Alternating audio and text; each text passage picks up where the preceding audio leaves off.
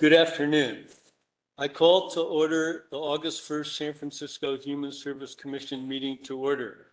It is 2:05 p.m. I'm Scott Kahn, the Human Service Commission President. The Commission Secretary will take roll and then provide instructions for public comment and remote access. Thank you, President Kahn. Commissioners, please respond present when I call your name. Additionally, Commissioner Singh, when you state that you are present, can you please also state who is in the room with you and their relation to you? This statement will help us comply with remote attendance policy body meeting requirements. So President Kahn. I'm present. Vice President McCray. Present. Commissioner Cleveland McDonald. Present. Commissioner is not present. We are expecting her shortly. And then Commissioner Singh. Hi there, and can you please state who is with you in the room? Tell who is with you. I can't hear you. Tell who is with you. Huh? Tell who is with you. Yeah, yes, my wife Olivia Singh is with me. Perfect. Thank you so much, Commissioner. We have a quorum. Now for a summary on how public comment works. Public comment will be available on each item on this agenda and during general public comment at the end of the meeting. Each speaker will be allowed 3 minutes to speak. The public is attending this meeting in person in the Bourne Auditorium and remotely via WebEx and phone. During each public comment period, we will first address in-person comment, then the WebEx attendees, then phone attendees. For the in-person public comment, please fill out a yellow public comment card available at the back of the room, over there, and bring it up to me. It's not required, but it helps me organize public comment. For WebEx attendees wishing to provide public comment, you will be instructed to use the raise your hand feature when I announce public comment. And then the meeting moderator will call on you when it's your turn. For phone attendees wishing to provide public comment, when your item of interest comes up, dial *3 to be added to the speaker line, and then wait for the prompt before speaking. To summarize, the phone number for this meeting is 415-655-0001. And you'll be prompted for an access code, which is 2663-807-0887#. If you're asked for a meeting password, just enter # again. When connected to our meeting via WebEx or phone, you will hear the meeting discussions, but you will be muted and in listening mode until public comment is open, and you either raise your hand or enter *3.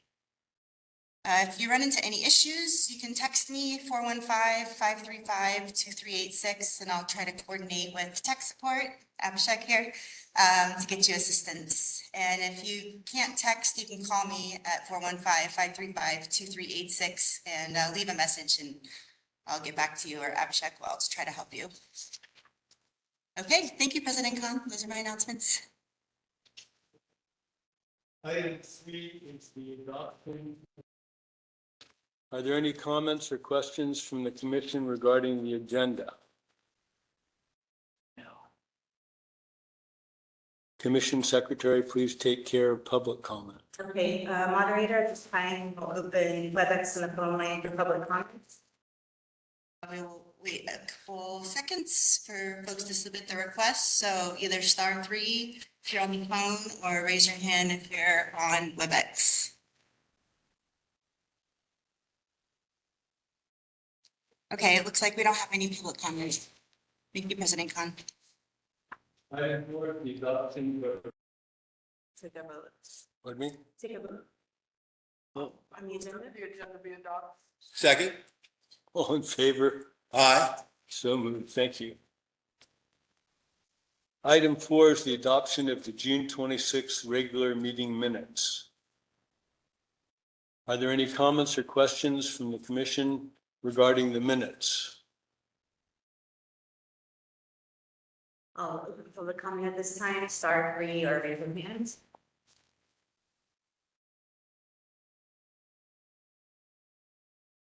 It doesn't look like we have anybody waiting for public comment. Close public comment. Ready for a vote? the June 26th. Second. All in favor? Aye. So moved.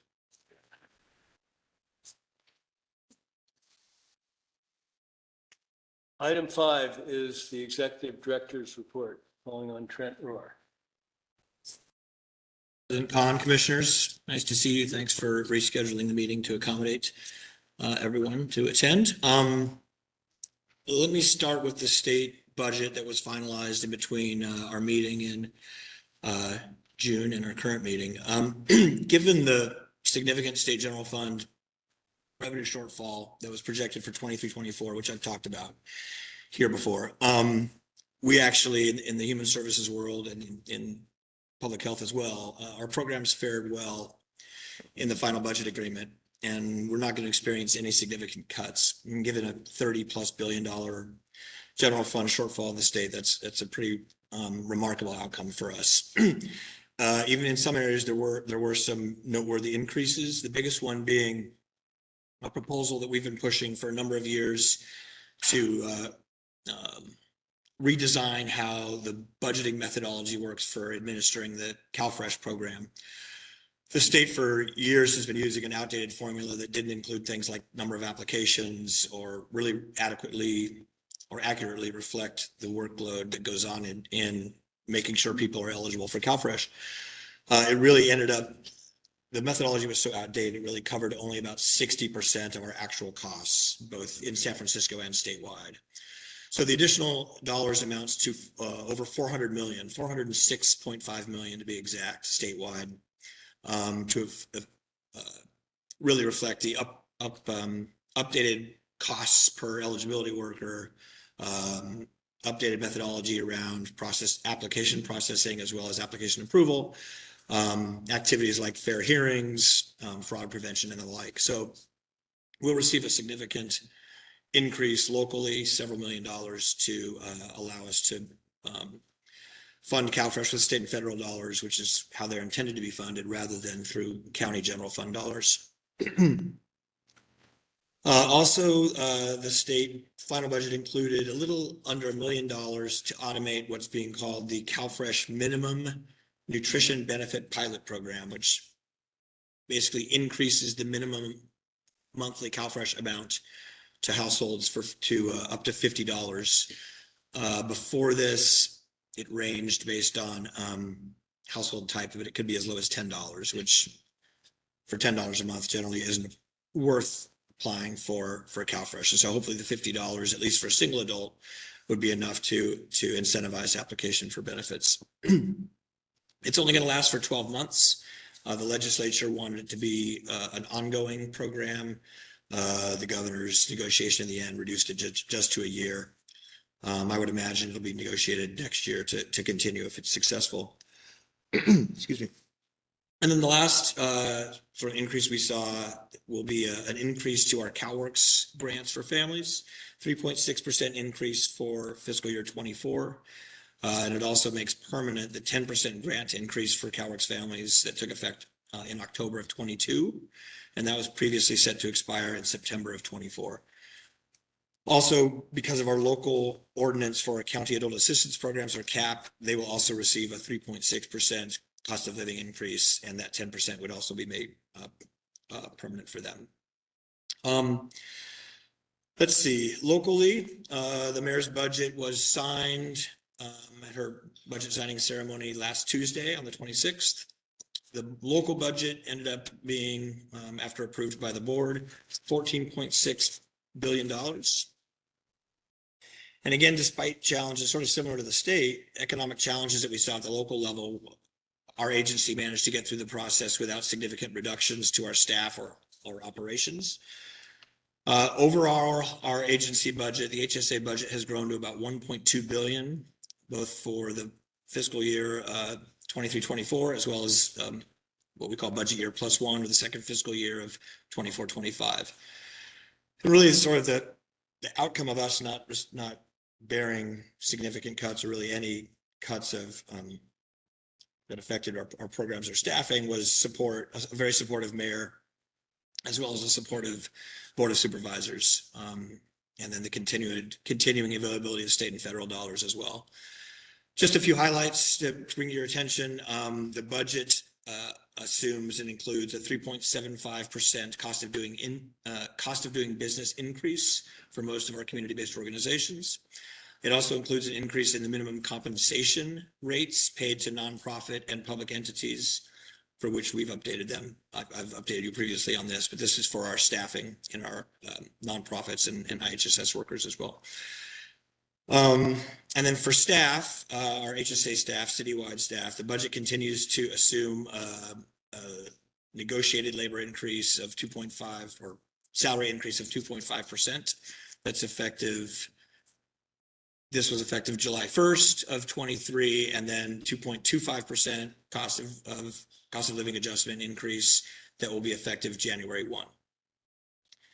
This was negotiated when the contract was signed in 21-22. There was a provision in the contract that allowed for delay of these COLAs given a general fund shortfall, but in the end, it turned out that the general fund shortfall did not trigger the suspension or delay of the COLAs. So staff would receive their COLAs as originally scheduled a couple of years ago.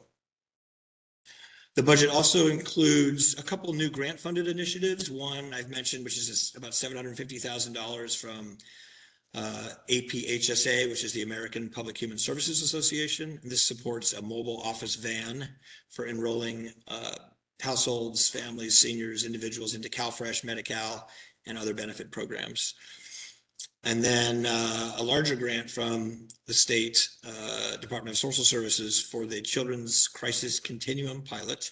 And this is to develop local foster care placement options for children with complex needs. And I've talked about that a little bit in prior meetings. So overall, given what we started with in December of 22, I think the outcome was certainly positive. We have the resources necessary to meet our service demands for the next year or two. However, I do caution that the way the budget was put together ultimately assumes or uses some one-time dollars, and it assumes a revenue picture that we might not see occur given the local economy, right? We're basing it on assumptions of certain economic growth factors, tax rate growth, that is certainly a reasonable set of assumptions.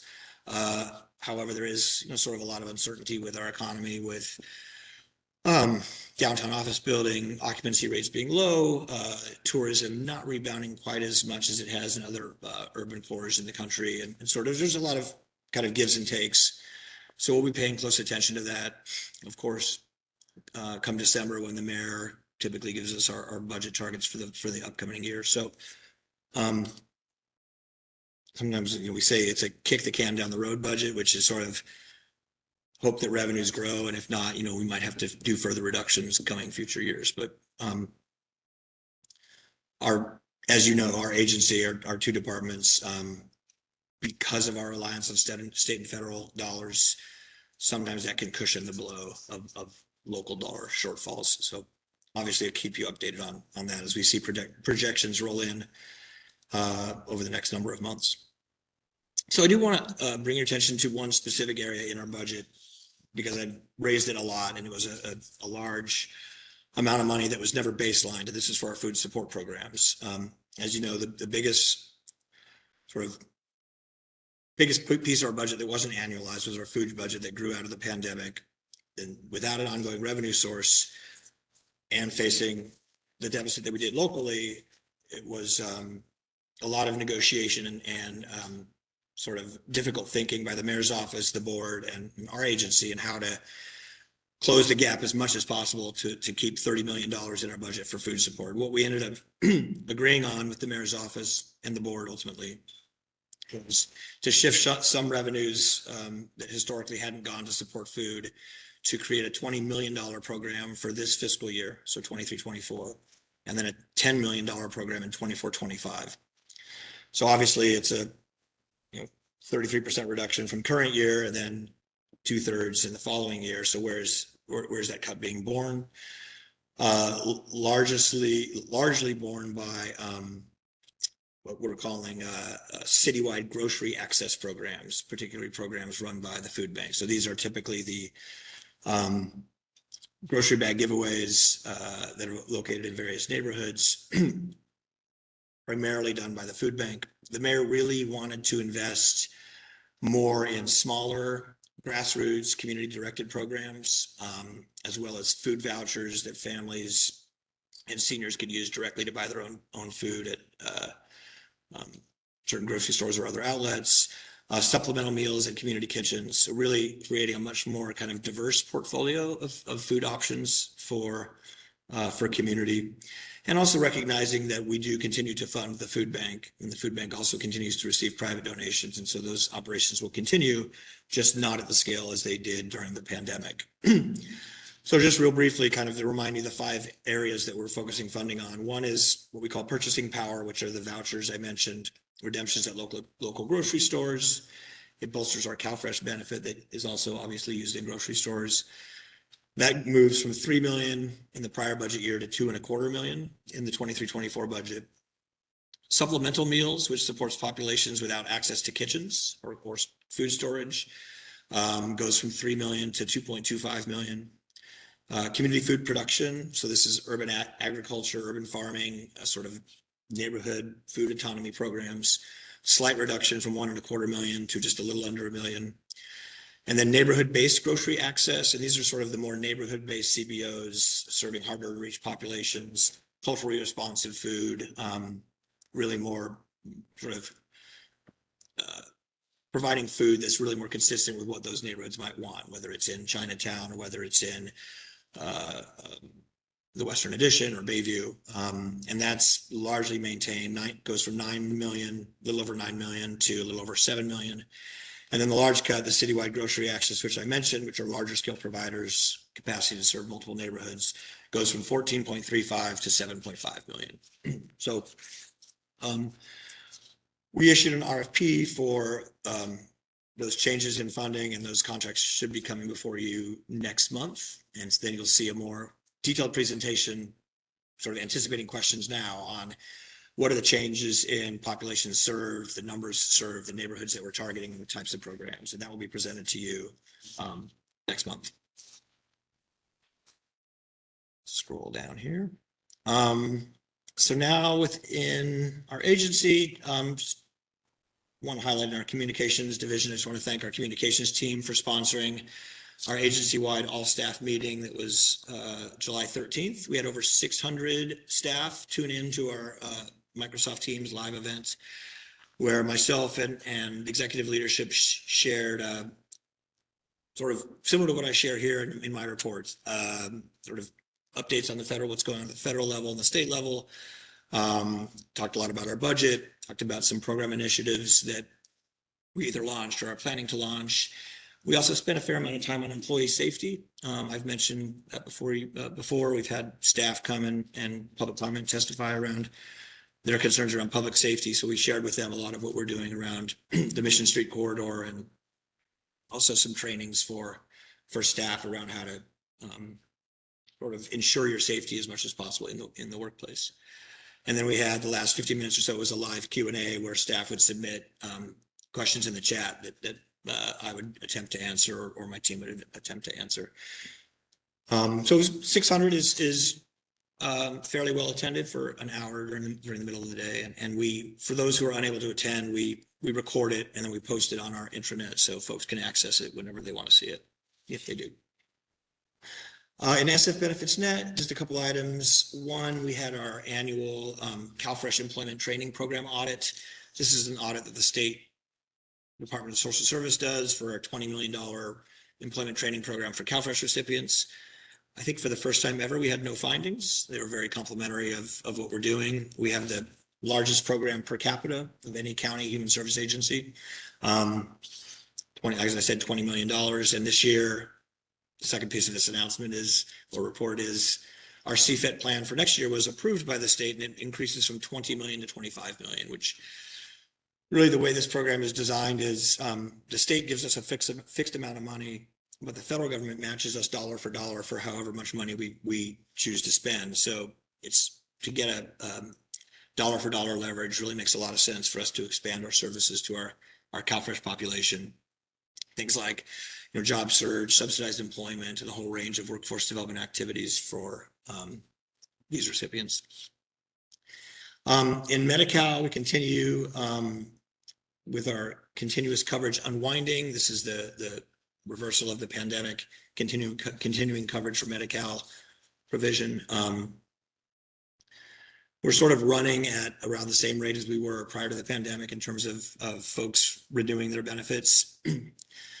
People haven't had to renew their benefits for a number of years, and a lot of them, their situations have changed significantly. They might have found a job, get private health insurance, they might have moved, or other life-changing situations that would make them no longer eligible for benefits. And so a lot just do not return the paperwork, and therefore they're discontinued. They do have a 90-day window if they're discontinued to say, hey, wait a minute, I am still eligible. Here's my paperwork, and then we can restore the benefits.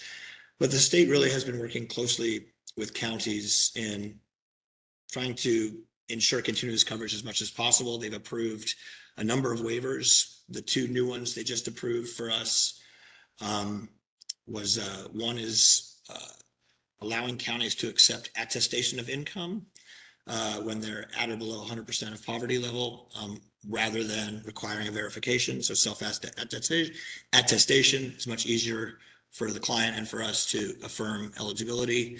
And then the second is a hard to reach population waiver, which allows counties, allows us greater flexibility to redetermine eligibility and extend renewal dates for eligibility when we can't make contact to a quote hard to reach population, which is typically would be homeless or undoxed perhaps. And then lastly, Department of Healthcare Services announced a Medi-Cal Health Enrollment Navigators project that will basically provide our partners who help us enroll or re-enroll folks into Medi-Cal. We'll provide them a list of Medi-Cal members who may need help with their renewals. And so these CBOs will help us reach that population as well. And this project will continue through May of 2024. Just a couple more items. In CalWORKS, we recently received an allocation of over $1.4 million to provide housing and other supports to Ukrainian refugees. And these are Ukrainian refugees that aren't necessarily eligible for CalWORKS. They're simply eligible due to their status as refugees in San Francisco. We also have the opportunity to pursue additional funding should we see that there's a need. So as we sort of develop our plan, I have a meeting hopefully next week with the Ukrainian Consul General to discuss sort of working with the consulate to see if they have greater access to Ukrainian refugees. I would imagine they come across them a lot seeking for help in San Francisco. He was very pleased when we reached out to announce this funding. They weren't aware of it. And so I'm hoping it'll be a sort of a newer partnership for us in terms of providing support to a refugee population that doesn't have to be income eligible for our programs. And then lastly, Family and Children's Services. I just want to bring your attention because I talk a lot about high needs youth in our child welfare system and the difficulties we sometimes have placing them. The State Department of Social Services has convened a statewide state-county work group. It's about 5 or 6 counties representatives from the County Welfare Directors Association, then CDSS leadership, including their director. I was selected to participate in the work group. We had our first meeting a few weeks ago. It's really trying to get on the same page and help the state understand the difficulties and challenges that counties are having, given the changes in laws that have occurred over the last half dozen years, including the continuum of care reform at the state level, including some changes federally due to the Family First Prevention Services Act that limits Medicaid funding for some group type placements. Sort of these confluence of changes and factors have really impacted counties like us and other rural and urban counties, and forcing, not in San Francisco, luckily, but forcing counties like Fresno to place people in their offices. Los Angeles County has a lease with the Biltmore Hotel to place kids in hotels. Some use Airbnbs. The complex care funding that I mentioned earlier in this report is attempts to address that, but we're one of a few counties who get that money. And so this state county work group is really attempting to get a good enough understanding at the state level of this problem and to develop some interventions jointly with the state that hopefully could be funded by the governor and the legislature. So we'll meet monthly and up to December when we hopefully get a proposal together. And that will conclude with that. And happy to answer any questions.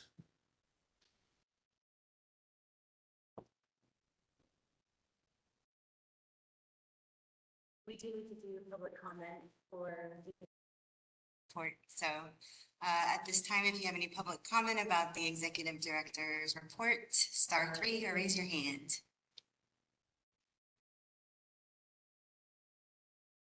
And I'm not seeing any public comment requests, so we can move on to the next item. Thank you, President Khan.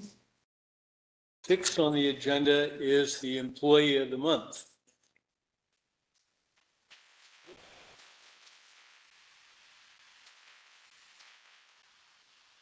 Anka Buhes, did I pronounce that right?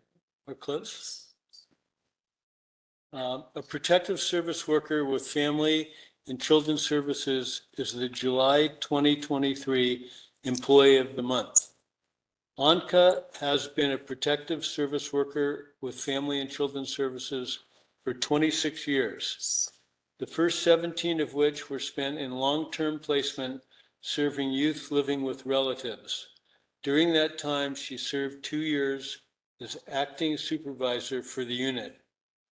In 2014, Anka transitioned to the newly formed FCS policy unit, where she developed and updated child welfare policies and procedures for the department. She also assisted in the creation of a policy website accessible to all FCS staff. One of the first policies Anka worked on was resource family approval. She played a vital role in the development of county procedures for resource family approval implementation in San Francisco, which has been a major endeavor. Her high level of professionalism and vast set of skills provided invaluable.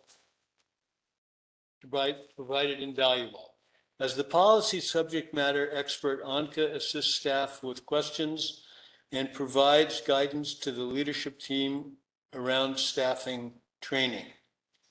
She is also a subject matter expert on short-term residential therapeutic program placement process. She actively reaches out to protective services workers to help walk them through the step-by-step requirements for this complicated process. Anka does not just write policies, she becomes a part of the team. She has expressed enjoyment working closely with the resource family approval leadership team and staff. In addition to writing policies and procedures, Anka frequently interacts with representatives from other counties and with the California Department of Social Services. She is also an active after-hours protective service worker where she provides crisis services to families and children in San Francisco. She is often called upon to work additional shifts and is known to help whenever she can. She has volunteered on numerous occasions to be temporarily deployed to other FCS programs to assist during staffing shortages. She values supporting her colleagues and ensuring there are enough protective service workers to serve clients. She sees the bigger picture that children and families impacted by child abuse and neglected need support. She will do whatever it takes to help FCS be successful in that mission. She is truly an asset to the entire department and a team player. Anka is very kind, considerate, and friendly, sincerely cares about the needs of her clients and staff. She goes out of her way to assist colleagues navigate the challenges of FCS work. She is well respected and valued by both peers and management alike. Thank you for your hard work and contributions, Anka, and congratulations.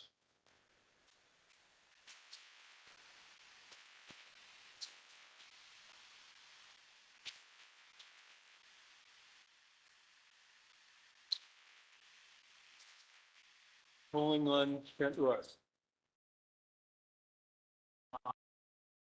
Um, I've had the opportunity to get to know Anka well over the past 2 decades. We started close at the same time.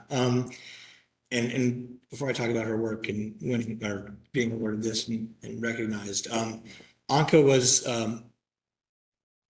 always part of groups of child welfare and workers, generally protective service workers, who would not be shy about bringing issues to leadership's attention, not in a in a productive manner. I see one of her former colleagues is here who retired. She falls in that group too, Ms. Seltzer. And Alan Watts too. A lot of you are here. But the reason I'm bringing that up is folks who, when you work, in the field and you're working with families, kids every day, you're trying to translate sometimes Byzantine policies and regs to real practice, and really with the goal of trying to help kids and families. And administrators sometimes lack that knowledge and understanding, and Anka was never shy about bringing that forward, and I appreciate that and always have appreciated that. And so transitioning the policy unit is such a great fit, because you were able to take your knowledge and wealth of experience working directly with families and kids to translating it to policy for staff, which, I remember, I think it was under Sylvia, when she came into my office when she just started, a former deputy director, said, "I can't believe we don't have a policy unit. This is nuts." And the idea to form it was, I believe it was her.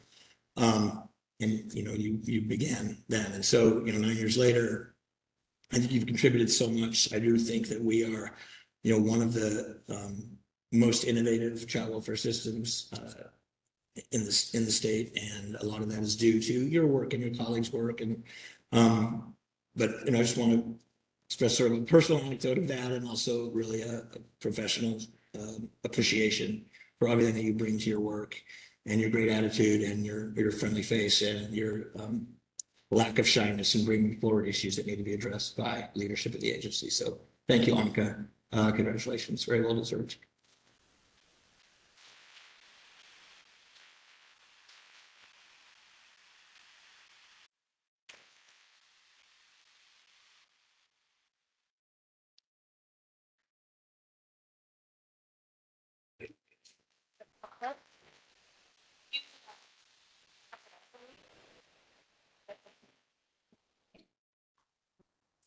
Yeah, I don't think I need a mic. It's my. Will you, loud. you project, you promise? Yeah. I just want to thank the commissioners and also Trent, colleagues. It really means a lot to me to be acknowledged in this way. One of the things that keeps me going with this job is all the amazing people I've gotten here, and just everybody's so dedicated, talented, and supportive. And I just appreciate all. So thanks for help. Keep going. Fight. Thank you so much.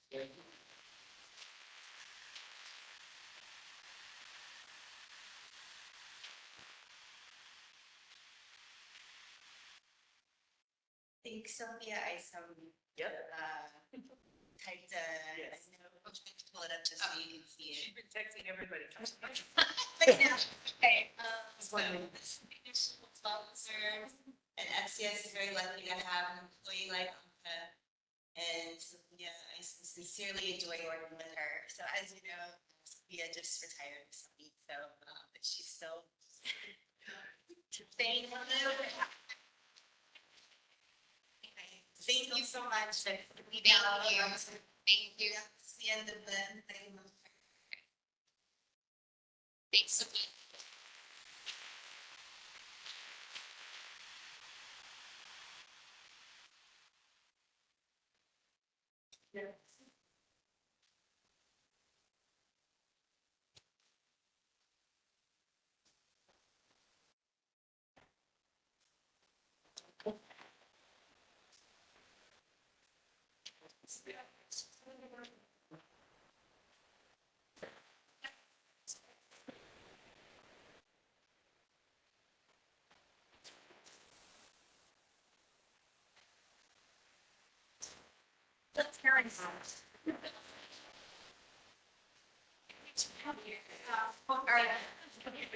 Excuse me, we're gonna We're going to need to continue the meeting.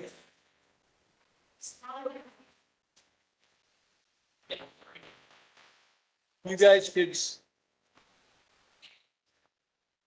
Thank you. Item 7 on the agenda is the consent calendar. Do any of the commissioners want to remove an item for individual discussion? We will ask for the public comments. Star 3 or raise your hand for this consent calendar, item 7.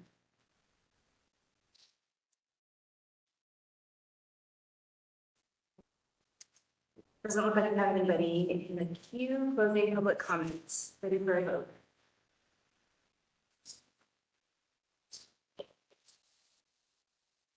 Is there a motion to approve the consent calendar?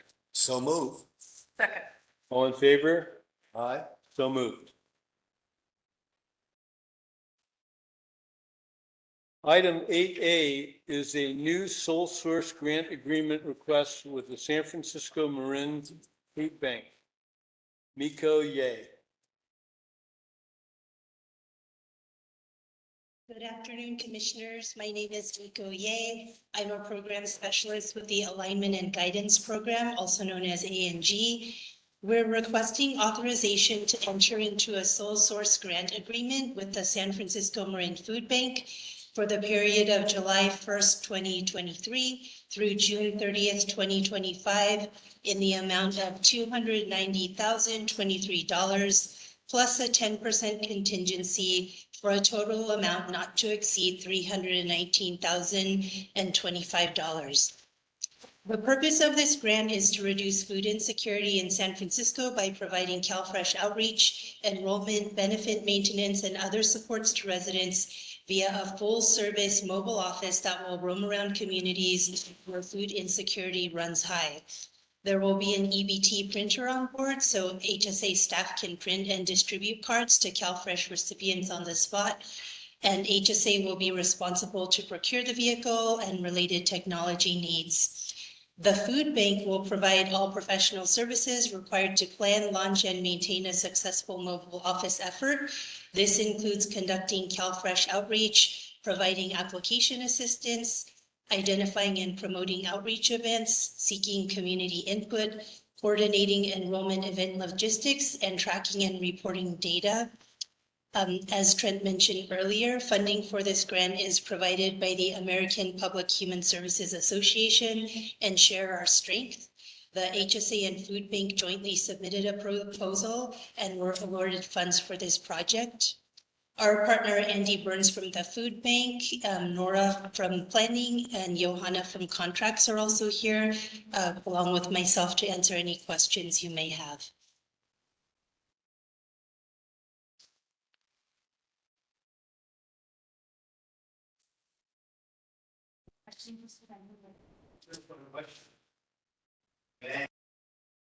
And all that, who covers that? That's a great question. Oh, okay. It's the city's van? Right, our van, whose van? Okay. Okay.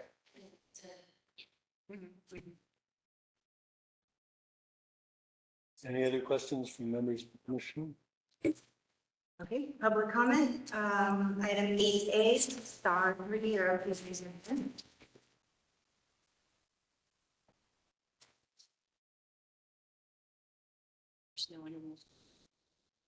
Closing public comment at this time. You can move forward with the vote. Thank you. Is there a motion to approve? Second? All in favor? Aye. Aye. So moved. Thank you. Item 8B is the request to modify the existing sole source waiver in contract with Code 42 Software Incorporated. Alec. Good afternoon, President Khan, Commissioners, Executive Director Trent Rohr, and Deputy Director Kaplan. My name is Alex Schwegert, and I'm an infrastructure manager from IT, and I'm here to request authorization to modify the existing sole source waiver and contracts with Code 42 Software, Inc. for the period of July 1, 2023 through September 30, 2024. in an additional amount of $160,000, $186, plus a 10% contingency for a total amount not to exceed $357,689. The purpose of the contract is to provide data risk and protection software. Background. Human Services Agency currently uses Code 42 software for data risk protection and response. HSA would like to continue the subscription services for these software licenses. Code 42 software allows the user to save data on their laptops that may contain client data and will stay protected. HSA uses Code 42 services to provide automated backup and recovery of user data on workstation computers and laptops. The Code 42 system includes standard backup recovery in case of device failure, and additionally, it is used by HSA to ensure retention of data that may be subject to legal litigation hold. Code 42 services includes litigation hold functionality that prevents users or administrators from accidentally or routinely deleting data under hold in the course of decommissioning accounts after separation from employment. This software and application was previously procured through the Office of Contract Administration Tech Marketplace. However, HSA would now like to continue working with Code 42, but move from having the data stored on premises to in the cloud. This change would mean the requirement of a business associate agreement because the use of Code 42 contains protected health information, personally identifiable information data, and will now have to be on the software maintenance contract. The services to be provided, contractor will provide access to the CrashPlan cloud-based software platform, and the contractor was selected through a sole source waiver, which was approved on July 17, 2023, and is a proprietary software. Admin code 2130, proprietary software licenses and support on proprietary equipment. Funding for this contract is provided through a combination of federal, state, and county federal general funds. I am now ready to answer your questions. Questions from members of the commission? Hearing none, then I ask for a motion to approve item 8B. President Carmen would ask. Comment first. It's okay. Is there any public comment? Hearing none. Approve item 8B. Second. All in favor? Aye. Aye.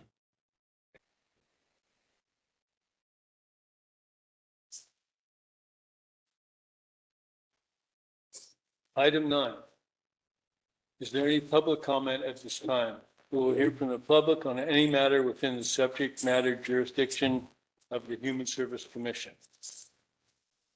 Star 3, or raise hand. You're attending the room. What is this coming? I don't know. You're probably on mute. That was not public comment, that was Commissioner Singh. Oh, okay.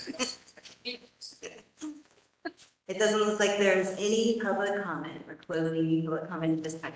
Then our meeting is adjourned.